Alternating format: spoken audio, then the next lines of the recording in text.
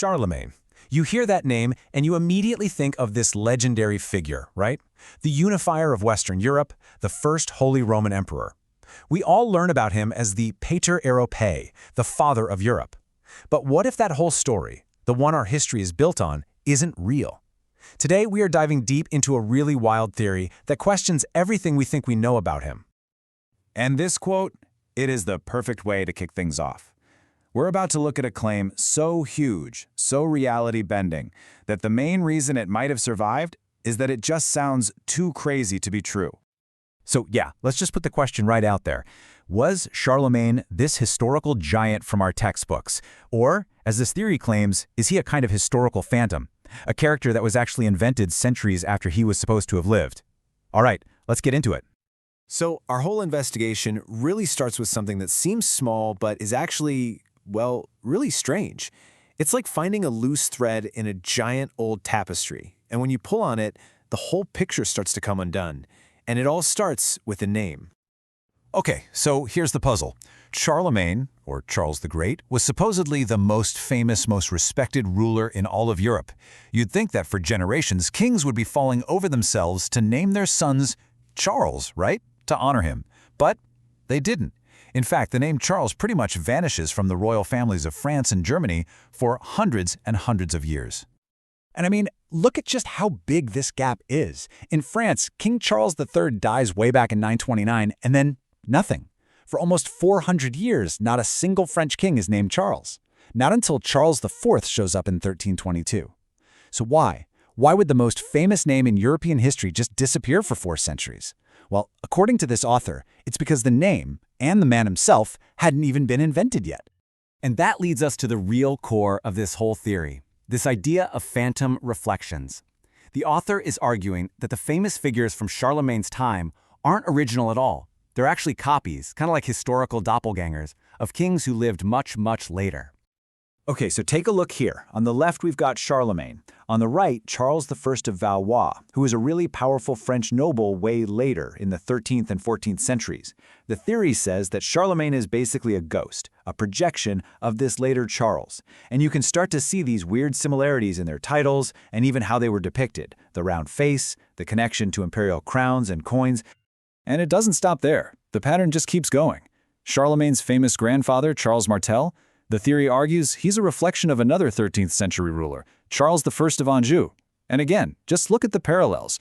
Both were these hugely powerful figures, both called the Great, and statues of them show these incredibly similar angular faces. It's uncanny.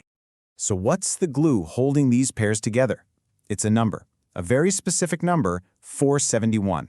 The author claims that the life stories of these later kings were just copied and pasted backwards in time by a consistent gap of about 471 years to create their earlier phantoms.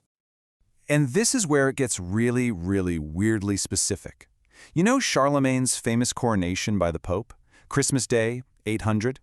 Well, Charles of Anjou was also crowned by the Pope on Christmas Day, 1266. That's a 466-year gap. Pretty close. But then look at their deaths. Charlemagne in 814, Charles of Anjou in 1285. The gap, exactly 471 years. That kind of mathematical consistency is the bedrock of this entire argument. Okay, so if these Carolingian kings were just made up, where did their stories come from? I mean, you can't just invent a whole dynasty out of thin air. Well, the theory says they didn't have to. The template was already there, taken from one of the most famous books in the world.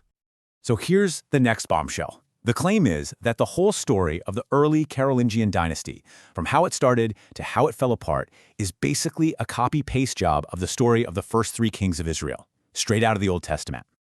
And you can see how neatly it all supposedly maps out.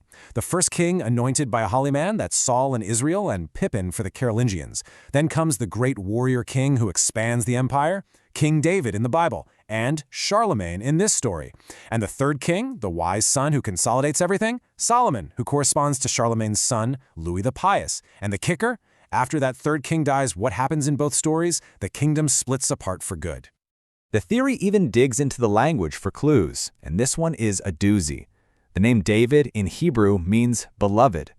The author argues that the Latin name for Charles, Carolus, comes from the word Carus, which also means beloved.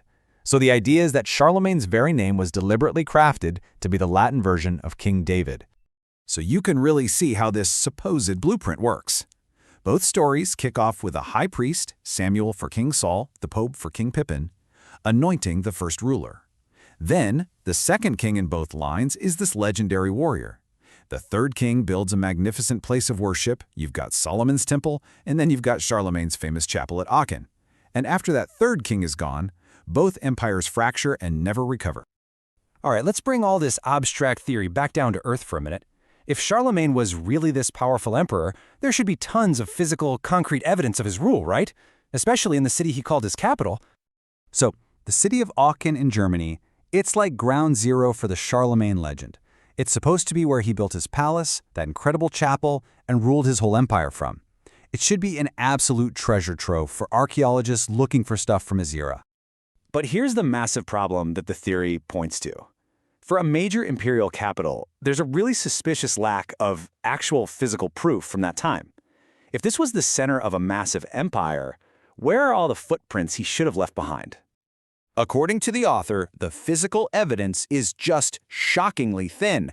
Get this, not a single coin minted by Charlemagne has ever been dug up in his own capital city.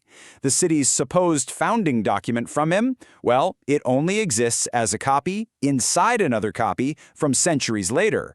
Even the city's oldest seal with his face on it, it wasn't even originally from Aachen and was only adopted in the 1200s. So, let's take a step back and put all of these different threads together. Let's assemble the final and frankly absolutely audacious theory that the author is presenting here. So the ultimate conclusion of all this is pretty simple and pretty shocking. Charlemagne, the guy we all know from history class, was not a real person from the 8th century. He is a literary and political invention, a mashup of later kings and biblical heroes projected backwards onto a blank spot on the timeline to create a glorious foundational past. So here it is, the alleged recipe for how this historical hoax was pulled off. Step 1, you take a couple of real, powerful kings from the Middle Ages. Step 2, you throw their life stories back in time by a fixed number of years, 471. Step 3, you flesh out the story using the ready-made plot of Saul, David, and Solomon.